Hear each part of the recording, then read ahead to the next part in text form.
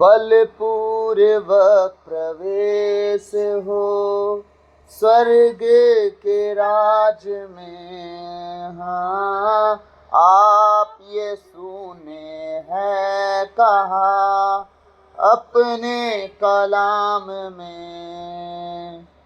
बलपूर्वक प्रवेश हो स्वर्ग के राज में।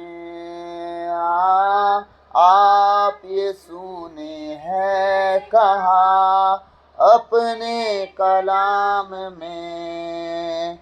छोड़ दे शर्म हया, छोड़ दे शर्म हया, बात ये मान ले जो तुझे छुटकारा चाहिए। यीशु का नाम ले जो तुझे छुटकारा चाहिए। यीशु का नाम ले जो तुझे धरती पर बांधेगा यीशु के नाम से स्वर्ग में बंध जाएगा लिखा कलाम में। हाँ, जो कुछ धरती पे बांधेगा स्वर्ग के राज, हाँ, स्वर्ग में बंध जाएगा लिखा कलाम में। अंधकार से युद्ध तेरा, अंधकार से युद्ध तेरा, ना कि लहू और मांस से जो तुझे छुटकारा चाहिए। यीशु का नाम ले आंधी भी शांत हो यीशु के नाम में। आंधी भी शांत हो यीशु के नाम में। मुर्दे भी जिंदा हो यीशु के नाम में। शैतान भी भागेगा, शैतान भी भागेगा यीशु नाम में। डांट दे जो तुझे छुटकारा चाहिए। यीशु का नाम ले। सब लोग यीशु का नाम लेकर छुटकारा चाहिए। बीमार कहे यीशुआ, परमेश्वर छुटकारा देगा। लंगड़ा कहे यीशुआ, उसे चलने का सामर्थ्य देगा। अंधा कहे यीशुआ, उसे चलने का सामर्थ्य देगा। बहरा कहे यीशुआ, उसे सुनने का सामर्थ्य देगा। अगर गूंगा बोल नहीं सकता, अपने ज़बान से जिस रीति से वो अगर बोल नहीं सकता और जिस शब्दों से, जिस उस धुन से वो आवाज़ निकालता, उस आवाज़ से कोशिश करे यीशुआ बोलने के लिए, परमेश्वर बोलने के लिए शब्द देगा। आमीन। यीशु के छू जाने से गूंगे भी बोलते। हाँ, यीशु के छू जाने से गूंगे भी बोलते। उसकी पाक हजूरी अंधी आंखें भी खोल दे। हाँ, उसकी पाक हजूरी अंधी आंखें भी खोल दे। पापियों को सदा, पापियों को सदा धो दे लहू पाक से जो तुझे छुटकारा चाहिए। यीशु का नाम ले जो तुझे छुटकारा चाहिए। यीशु का नाम ले जो तुझे छुटकारा चाहिए। यीशु का नाम ले। बोले यीशु मसीह की जय। हालेलुया। क्रूस का चिन्ह पिता पुत्र पिता आत्मा के नाम पर आमीन। सर्वशक्तिमान महान परमेश्वर पिता, हम आपको धन्यवाद देते हैं। राजाओं के राजा, प्रभुओं के प्रभु, प्रभु यीशु मसीह, कि आपने हमें इतना सुंदर समय में इकट्ठा किया है। खुदावन हम आपको धन्यवाद देते हैं पिछली रात के लिए, आज के पूरे दिन के लिए, इस शाम रात के लिए पिता हम धन्यवाद देते हैं कि आपने अब तक हमें जीवित, सुरक्षित और अचानक मरण मृत्यु से बचाओ, उसके लिए धन्यवाद।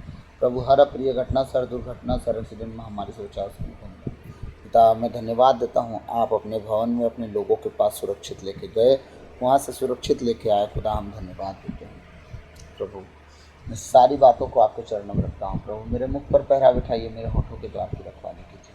आज बोलने वाला मैं नहीं पिता, वरन आप स्वयं मुझ में होकर अपने वचनों के द्वारा, प्रभु अपनी आत्मा के द्वारा हमसे बातचीत करें, ताकि आज का एक एक वचन हमारे जीवन में 100 गुना फलों को लाए और हम उस वचन के फल के द्वारा जीवन जिए और आपके पीछे सदा चलते रहें। इसी बनेंगे। यह प्रार्थना यीशु मसीह के नाम से भक्त आपसे मांगते हैं, सुनिए और दया से ग्रहण कीजिए। आमीन। आज हम आमोस के ग्रंथ से हम वचन लेंगे और हम आमोस के ग्रंथ से अपने इजराइलियों के विषय में देखेंगे कि परमेश्वर इजराइलियों से किस विषय में बात और किस तरह दुखी और किस तरह नाराज और क्या चाहता था इजराइलियों से उनके लिए करना, लेकिन इजराइलियों ने क्या नहीं करने दिया।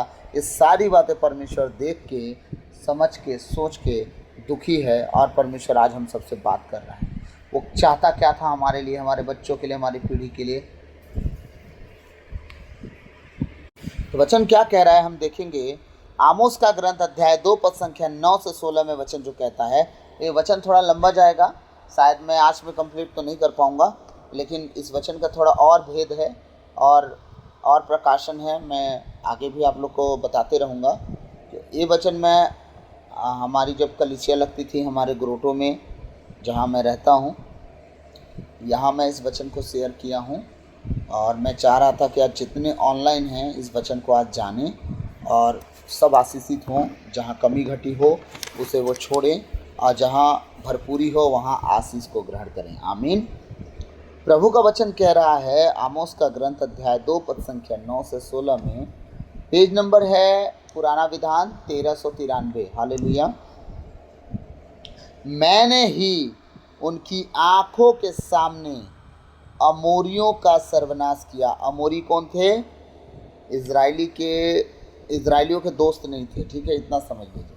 अमोरियों को इसलिए परमेश्वर नाश किया, खटाया, ख़त्म किया, ताकि उनका ज़मीन, उनका घर, उनका पैसा, उनका धन, उनकी संपत्ति, उनका नगर, उनका देश किसको दे सके? परमेश्वर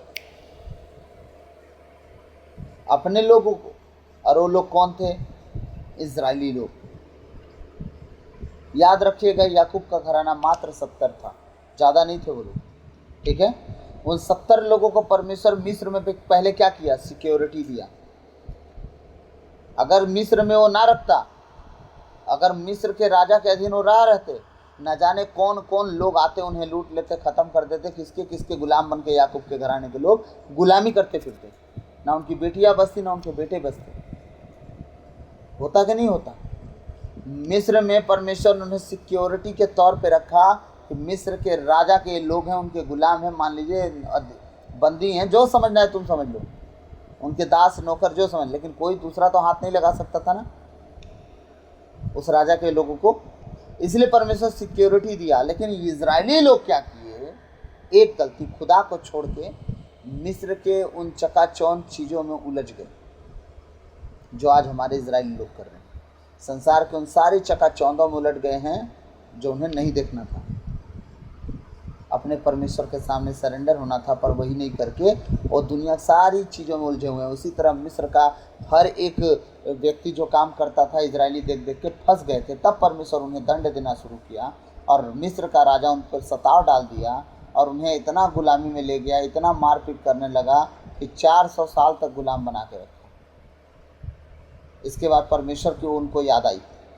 सोचिए ना, एक व्यक्ति को आज के दिन पर 2 दिन दंड पड़ जाता है तो तुरंत खुदा के पास आता है ना। वो 400 साल तक खुदा के पास नहीं लौट पाए। कैसे उलझे रहे, कैसे फंसे रहे होंगे, सोचिए ना। इतनी लंबी फसाहट के बाद परमेश्वर को याद किया। तब परमेश्वर उनकी दुहाई सुना और मूसा को अलग किया, फिर उनके घर में पलवाया। मूसा को परमेश्वर उसी के परमेश्वर के दुश्मन इजरायली जो थे, उन्हीं के घर में मूसा को पलवा दिया। पाल पोस के बड़ा किया, ज्ञान विद्या सब सिखाया, पढ़ने वाला लिखने वाला व्यक्ति बनाया, ताकि इजराइलियों के बीच में पढ़ा लिखा कोई रहेगा तब ना उसके विधान को लिखेगा। हाँ, फिर उसी मूसा के द्वारा परमेश्वर इजराइली को बाहर निकाल दिया। अब वो 70 लोग नहीं रह गए, अब 6 लाख जवानों की संख्या थी जो 20 साल के ऊपर थे। ठीक है, जो 20 साल के ऊपर थे उन जवानों की संख्या 6 लाख थी, और बूढ़े बच्चे जवान जो थे उनकी कोई गिनती नहीं थी, महिलाओं की कोई गिनती नहीं थी। 16 साल से नीचे न जाने कितने बच्चे रहे होंगे, कोई गिनती नहीं। मैं कहता हूँ 60-70 लाख लोग रहे होंगे। हाँ, 6 त्रिक 18, 3 जन अगर एक घर में हो तो 3 जन तो ऐसे ही 18 लाख हो जाएंगे। 3 जन, माँ बेटा और बाप। तो उस टाइम तो अनलिमिटेड बच्चे होते थे ना भाई, है ना। 2-2 साल के 1.5 साल के अंतर में बच्चे हो जाते रहे होंगे, तो 18 साल के अंदर अंदर तो पता नहीं 9 ठो लड़का हो जाए। अब याकूब के ही 12 बेटे, बेटियों का गिनती नहीं, अलग गिनती। 12 बेटे तो याकूब के थे। हाँ, तो समझिएगा इन सब बातों को। तो परमेश्वर न जाने कितने लोग रहे होंगे, परमेश्वर अपने लोगों को निकाला। अब देखिए संख्या क्या कर दिया, बढ़ा दिया। जब वो लोग रास्ते चलने लगे, कुछ राजाओं की जगह से निकल रहे थे, कुछ देशों से निकल रहे थे, तो उन्होंने जब बोला हमें पानी दे दो, हम तुम्हें धन देंगे, पैसा देंगे। राजा ने बोला तुम कदम नहीं रखोगे हमारे देश में, हमारी भूमि में। परमेश्वर कहता उठो और मारो उनको, और उनका जगह ले लो।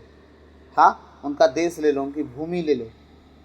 जब ऐसे बात होने लगी तब परमेश्वर क्या किया, इन एमोरियों का देश, इन हित्तियों का, परिज्जियों का, कनानियों का, अबूसियों का, इन सब का देश परमेश्वर देना शुरू कर दिया इजराइलियों को। क्यों? क्योंकि उनका हृदय कठोर होते गया, और इजराइलियों को भूमि परमेश्वर उन्हें मरवा मरवा के दिलाना शुरू कर दिया, क्योंकि वो उनकी निजी प्रजा थी। हालेलुया। मैंने ही उनकी आंखों के सामने अमोरियों का सर्वनाश किया। वे देवदार की तरह ऊंचे और बलूत की तरह तगड़े थे। अब इसका मतलब समझिए, परमेश्वर का वचन कह रहा है ये लोग देवदार पेड़, आज सरई का पेड़ हम जिसको बोल सकते हैं, मान लीजिए उस टाइम में देवदारू का पेड़ हुआ करता था, लंबे लंबे पेड़, कह रहा है परमेश्वर, वो देवदार पेड़ की तरह लंबे, ठीक, और बलूत की तरह तगड़े थे। आज बरगद का पेड़ कितना तगड़ा मजबूत होता है ना। सरई का पेड़ जैसे लंबे और बरगद के पेड़ जैसे मोटे और तगड़े। बरगद का पेड़ का चौड़ाई बढ़ते जाता है। हाँ, परमेश्वर कह रहा है इस तरह के वो लोग थे वहाँ के। हाँ, अमोरी लोग इस तरह के लंबे और मोटे थे, लेकिन परमेश्वर क्या कह रहा है, मैं उनका सर्वनाश किया।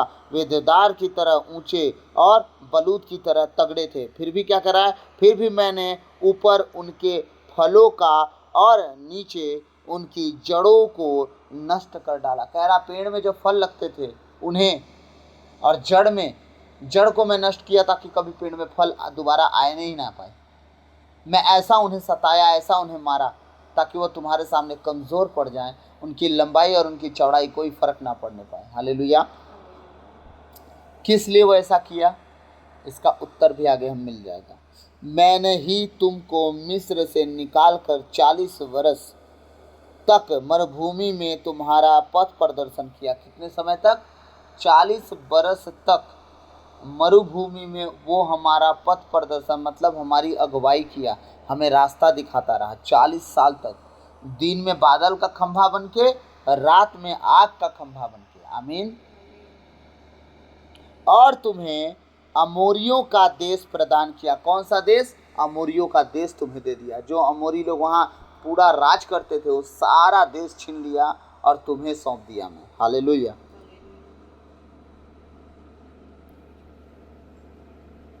मैंने तुम्हारे कुछ पुत्रों को, परमेश्वर क्या कह रहा है, ध्यान से सुनिएगा, मैंने तुम्हारे कुछ पुत्रों को नबी बना दिया था। परमेश्वर कह रहा है तुम्हारे बच्चों में से कुछ बच्चों को, आज हमारी एक बेटी का परमेश्वर शकल दिखा रहा है, परमेश्वर उसे भी अपनी नबी बना लिया था। हाँ, लेकिन संसार की चकाचौंध ने उसे खा गया और अपने आप को उस चौंध में घुसा दी, चकाचौंध में अपने आप को ले गई। बार बार उसे हम निकालने की कोशिश करते हैं, बार बार उसमें गिरती है। कल हम उससे बात भी कर रहे थे कि अगर परमेश्वर नहीं है तो जीवन में कुछ भी सही मिलेगा इसकी गारंटी नहीं है। आज वही वचन देखिए फिर से मिल गया हम लोग को। हालेलुया। मैंने तुम्हारे कुछ पुत्रों को नबी बना दिया था। परमेश्वर का वचन कह रहा है, मैंने, परमेश्वर खुद कह रहा है अपने लोगों के लिए कि मैंने तुम्हारे बच्चों में से कुछ बच्चों को नबी बना दिया था। दर्शन दिखना शुरू, नबूवत होना शुरू, भविष्यवाणी होना शुरू, भेद की बातें, सपनों की बातें सब परमेश्वर बनाना शुरू कर दिया। और तुम्हारे कुछ तरुणों को नाजीर होने के लिए चुना था। Wow, hallelujah. भविष्यवक्ता, प्रचारक, चंगा करने वाला, दान देने वाला, सेवा करने वाला, खाना खिलाने वाला, सबको परमेश्वर अलग अलग आशीष से देता है। सबके अलग अलग काम होते हैं, सबकी अलग अलग बुलाहट होती है। परमेश्वर कह रहा है तुम्हारे लोगों को मैंने सारे अच्छे अच्छे कामों के लिए चुना। इज़राइल के लोगों, क्या यह सच नहीं है? क्रिश्चियन मार्क है वहाँ पे। परमेश्वर खुद सवाल कर रहा है, तुम्हारे बच्चों के लिए क्या मैंने भविष्यवाणी करने के लिए नहीं चुना? प्रार्थना करने के लिए नहीं चुना? तुम्हारे तरुणों को मैंने नहीं बुलाया अपने पास नाजीर होने के लिए? इज़राइल के लोगों, क्या यह सच नहीं है? यह प्रभु की वाणी है। ये प्रभु ने सवाल किया है और किसी और ने नहीं। यह प्रभु की वाणी है, कोई और बात नहीं कर रहा है। आज इज़राइलियों से खुद परमेश्वर सवाल कर रहा है, खुद बोल रहा है, यह प्रभु की वाणी है। खुद ये सवाल उसके खुद के हैं। हालेलुया। यह प्रभु की वाणी है। अब देखिए 12 वचन से परमेश्वर गुस्सा शुरू हो रहा है अपना दिखाना कि जो मैंने कहा तुमने नहीं किया, तुम्हारे औलादों को, तुम्हें, तुम्हारी भूमि दूसरों की भूमि, तुम्हारा संपत्ति दूसरों की संपत्ति में तुम्हारा बना दिया। तुम्हारे बच्चों को मैंने बड़े बड़े कार्य दिए, मेरे नाम से बड़े बड़े कार्य करेंगे। परंतु वचन क्या कह रहा है? 12वां वचन, परंतु तुमने नाजीरों को अंगूरी पीने को बाध्य किया। जब यूहन्ना गर्भ से था, उसकी मम्मी, यार कैरेक्टर में मत जाइए, है ना, यूहन्ना की माँ गर्भ से थी, है ना, यूहन्ना गर्भ से बोला, कोई नहीं, यूहन्ना की मम्मी गर्भ से थी। क्या बोला गया था उनको? वो अंगूरी नहीं पिएगा, दाखरस नहीं पिएगा, वो नशे की आदि वस्तुओं को नहीं खाएगा पिएगा, बोला गया था ना। उसे इन सब चीज़ों से अलग रखना, वो उससे अंगूरी मत पिलाना। देखिए प्रभु का वचन क्या कर रहा है, नबी को कैसा होना चाहिए, भविष्यवक्ता को कैसा जीवन जीना चाहिए। हालेलुया। परंतु तुमने नाजीरों को अंगूरी पीने को बाध्य किया, मजबूर किया। ऐसा जीवन तुमने जिया, ऐसा चाल चलन चला कि उन्हें परेशान करके तुम्हें उन चीज़ों पे लाके खड़ा कर दिए। उन्हें तो तुम्हें वार्निंग देना चाहिए कि काम मत करना, ये काम मत करना, ये काम मत करना। परमेश्वर के तुम सेवक हो। आज मैं अगर लोगों से कहूँ आपके घर आऊँगा तो मुझे आधी पौवा खम्बा ला के रखिएगा, तो प्रेयर के बाद हम मारेंगे कि पैक, तब हम घर निकलेंगे। तो ये बताइए क्या शोभा देगा कि मैं वचन में सिखाऊं लोगों को कि आप दारू ना पीना, जब मैं खुद जाके दूसरों के घर में दारू पीना शुरू कर दूँ? तो कि अगर मैं ऐसा करना चाहूँ तो उस घर के लोग कहें कि सर ऐसा हो ही नहीं सकता कि हम आपको शराब पीने के लिए देंगे और आप हमारे घर सुसमाचार सुनाएंगे, आप मत आइएगा, आपकी ज़रूरत हमें नहीं है। अपने घर को अशुद्ध नहीं करना है नशे की आत्मा से, अपने बच्चों को उस नशे की स्पिरिट में नहीं ढकेलना है कि कल के दिन वो बड़े होकर नशेड़ी हो जाएं। ऐसे प्रचारक अगुआ हमें नहीं चाहिए। सीधे आपको बोलने का ना जिगर होना चाहिए। किसी का शकल देखे झुकिए नहीं। आप किसी का शकल देखो तो सिर्फ यीशु मसीह का, वो आदि और अंत, अल्फा ओमेगा, मार्ग, सत्य, जीवन है। वो सब कुछ करने और संभालने और बनाने में सामर्थ्य है। कोई इंसान आपका कुछ नहीं बिगाड़ सकता। ज़्यादा से ज़्यादा आपके घर नहीं आएगा, मत आए। परमेश्वर आपके घर आए, ये बहुत है। हालेलुया। परंतु तुमने क्या किया? उन्हें अंगूरी पिलाने के लिए बाध्य किया और नबियों को आज्ञा दी, नबूवत मत करना। नबूवत क्या ना करना? मत करना। तुम नबूवत मत करना। तुम अच्छी भविष्यवाणी बोलोगे तो बोलना है, पूरे बुरी भविष्यवाणी मत करना। कई राजा नबियों को बांध दिए, जेल में डाल दिए, कैद खाना में डाल दिए। हाँ, कितने नबियों को परमेश्वर के नबियों को क्या किए, कैद खाने में, जेल में डाल दिए। Hallelujah, hallelujah. और नबियों को आज्ञा दी नबूवत मत करना। अब नबूवत मत करना बोले तो ऐसा है कि हमें पता है कि हमारे जीवन में कुछ गड़बड़ है। नबी अगर आ गया घर पे, जान जाएंगे तो उसे पहले से बोलेंगे, सुनिए ना, मेरे लिए नहीं लेकिन मेरे पति के लिए, मेरे लिए नहीं मेरी सास के लिए कुछ ऐसा कुछ कर दीजिए, ऐसा कुछ बोल दीजिए। अरे कहाँ ओझा सोखा लगा यार, कुछ भी बुलवा रहे हो आप। हाँ, परमेश्वर अगर चाहता है कि नबूवत करे नबी तो आप करने दो ना, कमी घटिया सुधारो।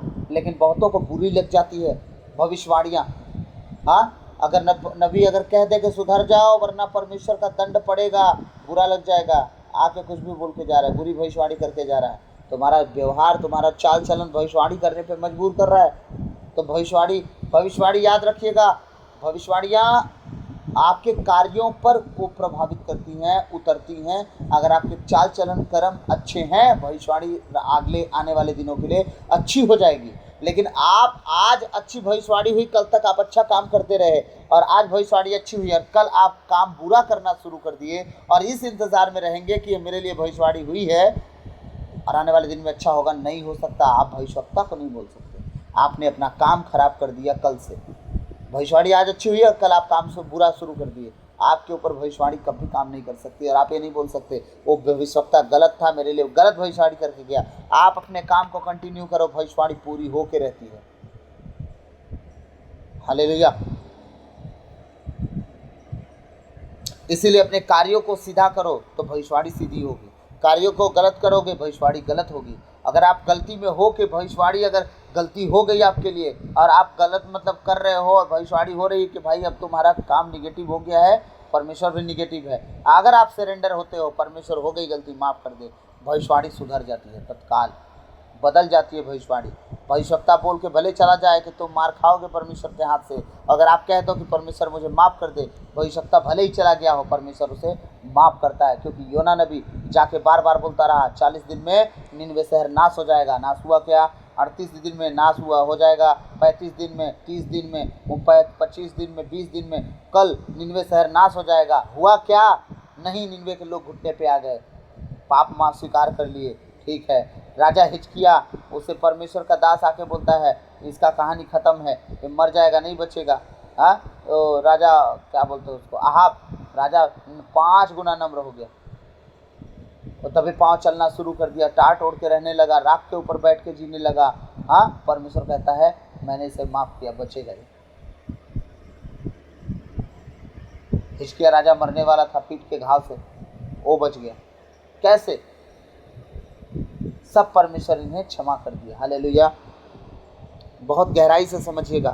परंतु तुमने नाज़ीरों को अंगूरी पीने को बाध्य किया और नबियों को आज्ञा दी नबूवत मत करना। देखो फूलों से लदी हुई गाड़ी जिस तरह चीज़ों को रौंदती है, उसी तरह मैं तुम लोगों को कुचल दूंगा।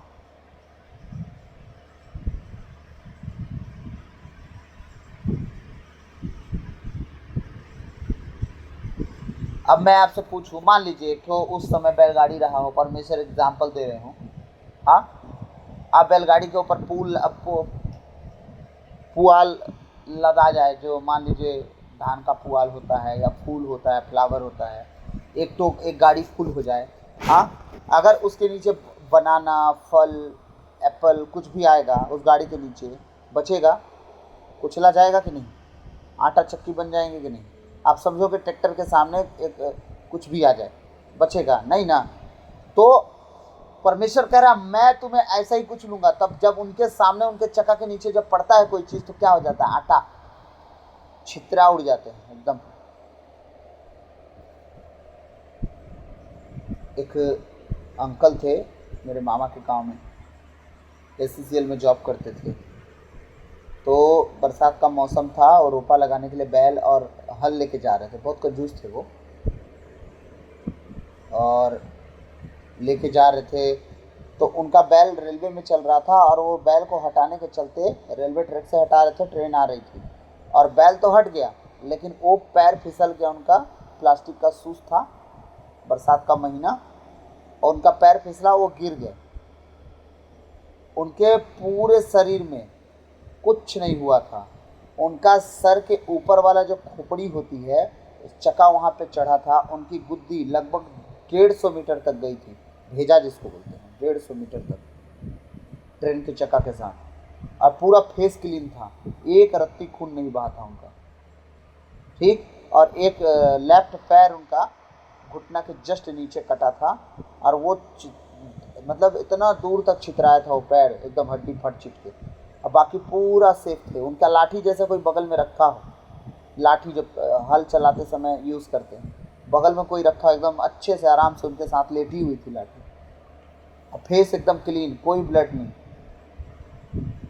कुचला गया ना वो, उसके माथे की गुद्दी कितना दूर तक गई।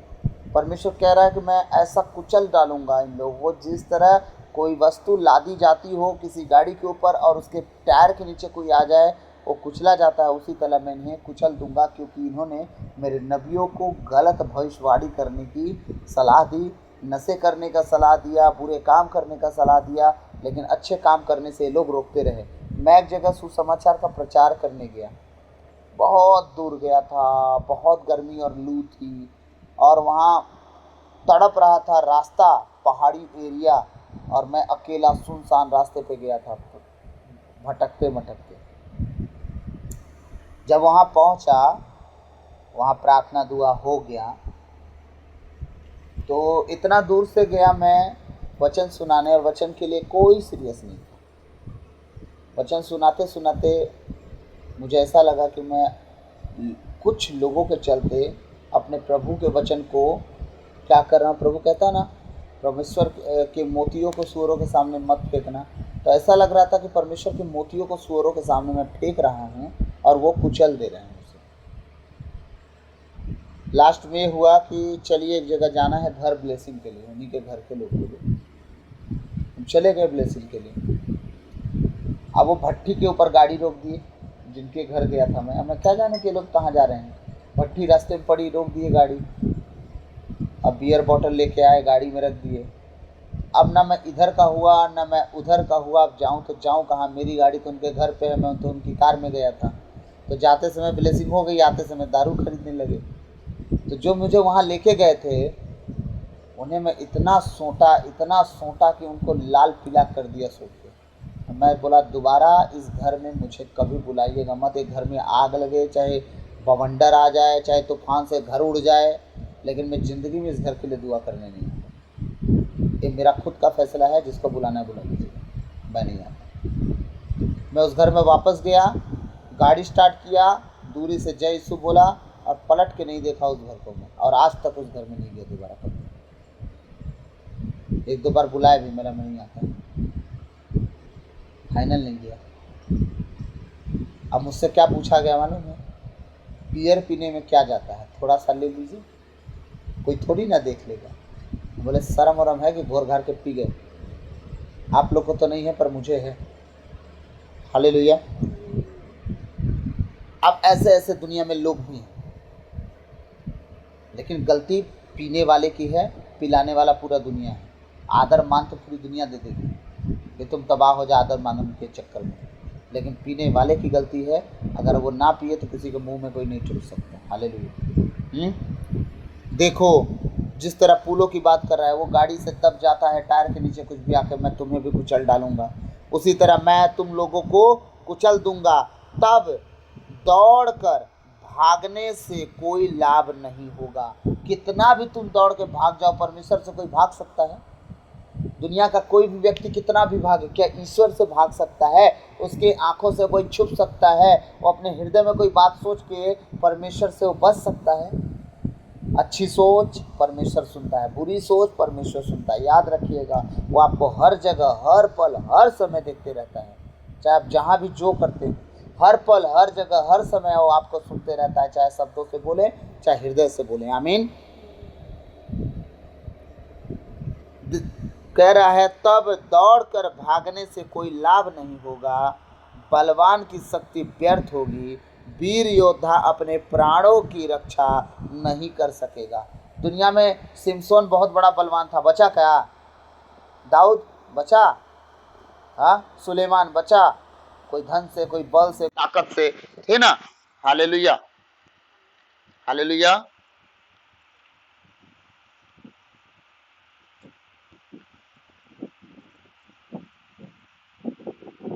हाँ, वीर योद्धा न जाने कितने बलवान, शक्तिमान, शक्तिशाली सब सब निपट गए। कोई बचा? नहीं बचे ना। परमेश्वर का वचन कह रहा है तब दौड़ने से कोई फायदा नहीं, भागने से कोई फायदा नहीं, बलवान की शक्ति व्यर्थ होगी, वीर योद्धा अपने प्राणों की रक्षा नहीं कर सकेगा, धनुर्धारी नहीं टिकेगा, तेज दौड़ने वाला नहीं बच सकेगा, और कोई भी घुड़सवार अपनी जान बचाने में अपने जान बचाने में समर्थ नहीं होगा। कितना भी घोड़ा से कोई भाग ले, तीर चलाने वाला तीर चला ले, परमेश्वर अगर जिस दिन रौंदना शुरू किया, कोई नहीं बचेगा। आया ना कोरोना, कोई बचा? जिसको लपेटा लपेट दिया परमेश्वर, जिसको बचाया कुछ नहीं हुआ, होने के बाद भी 2-2, 3-3 बार कोरोना हुआ, नहीं बचे। डॉक्टर बोलते थे जिसको 2 बार कोरोना हो जाएगा बच ही नहीं सकता, 2-2, 3-3 बार। हमारे भविष्यवक्ता 3 बार कोरोना हुआ, बचा? नहीं बचा। आज भी चल रहा है, प्रभु का सेवक चल रहा है। हाँ, समझिएगा, परमेश्वर जिसे रौंदा उसे रौंद ही दिया। धनुर्धारी तो घुड़सवार कुछ काम नहीं देने वाला। योद्धाओं में जो सबसे सूरवीर है वह उस दिन नंगा होकर भाग जाएगा, यह प्रभु की वाणी है। योद्धाओं में से जो सबसे सूरवीर है, प्रभु कहता है नंगा होकर भागेगा उन दिनों में, जिस दिन मैं रौंदना शुरू करूंगा। यह प्रभु की वाणी है, खुदा खुद कह रहा है। तो आज मैं आप सबको एक बात कहना चाह रहा हूँ कि ना अपने धन पे, ना अपने सूरत पे, ना अपनी ताकत पे, ना अपनी औलाद पे, ना अपनी पत्नी पे, ना अपने पति पे, ना अपनी माता पे, ना अपने पिता पे, ना अपनी औलाद पे, ना अपनी संपत्ति पे, ना धान पे, ना गेहूं पे, ना जमीन पे, ना सोने के बिस्किट पे, ना जेवर पे, ना और दुनियादारी 3, 13, 5, 15 पे इतना घमंड। हाँ, वही पहनने ओढ़ने पे, वस्त्रों पे। हाँ, कि हम गुची का ही चप्पल पहनेंगे तबे बहुत अमीर कहलाएंगे। परमेश्वर कहता किसी काम का ना होगा। जिस दिन मैं रौंदना शुरू कर दूंगा, नंगे भागोगे, रह जाएंगे तुम्हारे कपड़े घर में घर धरे। इसलिए खुदा चाहता है कि तुम्हें अगर घमंड ही करना है, अगर जीना ही नहीं है ढंग से, तो तुम इन सब चीज़ों को भूल जाओ। तुम्हें स्वर्ग राज और तुम्हें मैं कभी नहीं मिल सकता। लेकिन अगर वो चाहता है कि तुम्हारी औलादों को मैं कुछ करना चाहूँ, बनाना चाहूँ, तो तुम बनने दो, उन्हें शिक्षा देते रहो, डांट के, धमका के। जैसा पौलुस कहता है ना, जो जैसा सुनना चाहे वचन उसे वैसा समझाओ। हाँ, कभी डांटना भी पड़े तो डांटो, घुड़कना भी पड़े तो घुड़को, हड़काना भी पड़े तो हड़काओ, धमकाना पड़े तो भी धमकाओ। कि प्रभु के साथ चलो, नहीं प्रभु पीटेगा। इसको कहता है धमकी देना। मैं और आप थोड़ी किसी को पीटते हैं, दावत की बात है। पौलुस कहते हैं ये बात। आप लोग दूसरा थिस्सलुनीकियों पढ़िएगा, वचन बहुत समझ में आएगा। उसमें जब आप पढ़ेंगे तो समझ में आएगा कि आप जरूरत जैसा पढ़े सुसमाचार वैसे बांटिए। जहाँ लगे धमकाना है धमकाइए, जहाँ लगे प्रेम करना वहाँ प्रेम करिए। हाँ, यहाँ प्रभु का वचन कह रहा है कि तुम कुछ भी कर लो फिर बचोगे नहीं। तुम्हारा ताकत किसी काम का ना होगा, तुम्हारा वो बुलेट प्रूफ की गाड़ी किसी काम की नहीं होगी। जो घोड़ा बोल रहा था ना, घोड़े में तुम दौड़ोगे तो भी, हाँ, तुम्हारे तोप मिसाइल कह रहा तुम तीर चलाओ, तीरधार तीरंदाज होगे तो भी कुछ काम के नहीं होगे। किसी काम का कुछ भी नहीं होगा। याद रखना, तुम परमेश्वर की नज़र में पूरी रीति से फंस जाओगे। उस दिन परमेश्वर जब कुचलेगा, रौंदेगा ना, बचाने वाला कोई नहीं होगा। हालेलुया। तो अगर आपको जीवन में आगे बढ़ना है, तरक्की करना है, बचे रहना है, हाँ, अपने जीवन को उन्नति की ओर लेके जाना है, पवित्रता की खराई में बने रहिए। परमेश्वर ऐसी ऐसी बातें आपके जीवन में ला के खड़ा कर देगा जो आपने कभी सोचा नहीं होगा। हालेलुया। मैं 9वां वचन एक बार और आप लोग के लिए पढ़ूंगा। मैंने ही उनकी आंखों के सामने अमोरियों का सर्वनाश किया। वे देवदार की तरह ऊंचे और बलूत की तरह तगड़े थे, फिर भी मैंने ऊपर उनके फलों को और नीचे उनकी जड़ों को नष्ट कर डाला। अब 9वां वचन में जो पढ़ा, मैंने ही उनकी आंखों के सामने अमोरियों का सर्वनाश किया। और अमोरी लोगों के विषय में और उनकी लंबाई और चौड़ाई के विषय में, वो कौन थे, उनकी ताकत क्या था, उनका क्या उद्यम था, वो सारी बातें मैं आपको नेक्स्ट वीडियो में बताऊंगा। और वो वीडियो आपको कल मिल जाएगी, ऑडियो में आपको सारी बातें समझाऊंगा। और वो कल मैं बहुत डिटेल से आपको लेके जाऊंगा। वो कितने लंबे चौड़े हुआ करते थे, उनकी कितनी लंबी लंबी क्या बोलते हैं, उनके सोने के बिस्तर होते थे जिस पर वो सोया करते थे। अब उस बिस्तर का अगर मैं नाप बताऊंगा तो आप खुद समझ जाएंगे उनकी लंबाई कितनी रही होगी। आमीन। तो आज प्रभु जो वचन आपको सिखाया वो आप हमें ज़रूर कमेंट में करिएगा, और मैं उस कमेंट को पढ़ता भी हूँ। और मैं माफ़ी चाहूँगा, कल हमने वीडियो जो नहीं डाल पाया वो एक रीज़न था। मैं कल मीटिंग लेने गया एक चर्च में, और वहाँ मेरा फ़ोन हो गया था फॉर्मेट। अब फॉर्मेट होने के बाद मैं फ़ोन को बना नहीं पाया, और फ़ोन थोड़ा बहुत आज बन पाया है, अभी पूरा अपडेट नहीं हो पाया फ़ोन। ईमेल आईडी मेरा सब चला गया था, और कल से मेरा फ़ोन डेड पड़ा था। मैं किसी का फ़ोन ना रिसीव कर पा रहा था ढंग से, ना मैं कॉल बैक कर पा रहा था। मेरे मोबाइल में नंबर कुछ नहीं बचा था, सब कुछ फॉर्मेट हो गया मेरा फ़ोन। जिस तरह नया हम दुकान से ख़रीदते हैं उसी तरह हो गया था। तो आज शाम को वो फ़ोन बन पाया है, और अभी मैं रिकॉर्ड कर रहा हूँ उसी फ़ोन से, और अभी ऑनलाइन में भी डाल दूँगा। तो मुझे माफ़ करेंगे कि कल मैं वचन नहीं डाल पाया। और हम सब प्रभु में एक मन रहेंगे, और अपने आप को जांचेंगे कि हम किसी बात से किसी जगह पे बलवान बन के तो नहीं घूम रहे हैं। अगर बलवान बन के घूम रहे हैं तो उन सारी चीज़ों से बाहर निकले, प्रभु के सामने नम्र और दीन बन जाए, ताकि परमेश्वर रौन ना छोड़ दे, हमें आशीष देता रहे। तो प्रभु आज के इन वचनों के द्वारा हम सबको आशीष दे। God bless you all. सबों को जय यीशु।